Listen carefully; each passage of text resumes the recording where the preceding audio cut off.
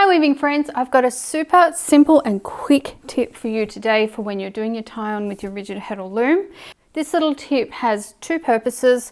One, it's going to ensure that you have firm and consistent tension as you're tying on. And two, it's going to make sure that you're not going to get tangles in your yarn tails when you're trying to tie them on. So very simple. As I said, I'm doing my tie on here. I'm part of the way through, and so I'm choosing my next group to tie on. So when I've pulled my group out, I'm actually using wool here today, and you can probably tell that by the way it looks. It's got some spring in it. It's kind of clinging to itself. It looks a little bit fluffy. That's what our wonderful wool does. But what I want to do with my little group that I've chosen, I don't want to just from this point divide it in half and then tie it on. When I pick up this little group to tie on, I want to first lift it up and pull it out so it's under tension. So you saw what happened there as I lifted it up. Let's do it again.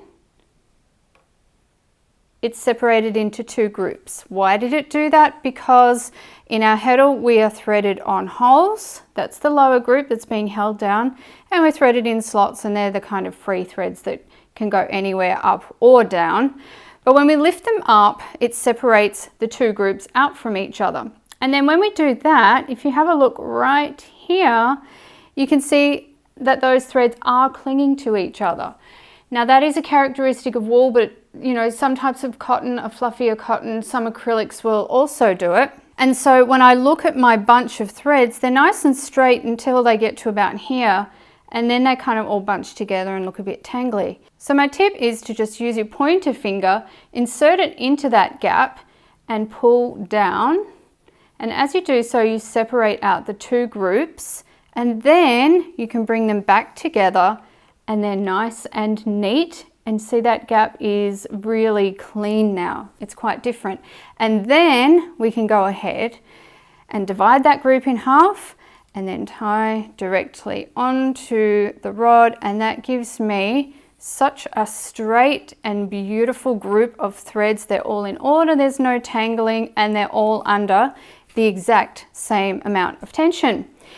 This is such a quick thing that you can do to make a difference. So I'm going to do it again with my next bunch and show you how quick it is. That's it, it's done.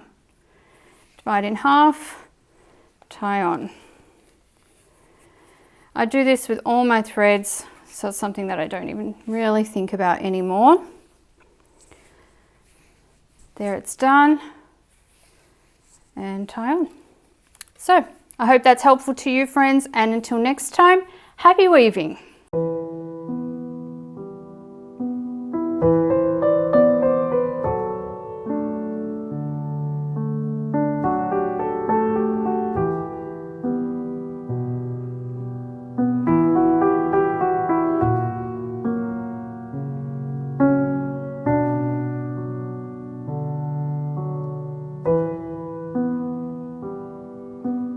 Thank you.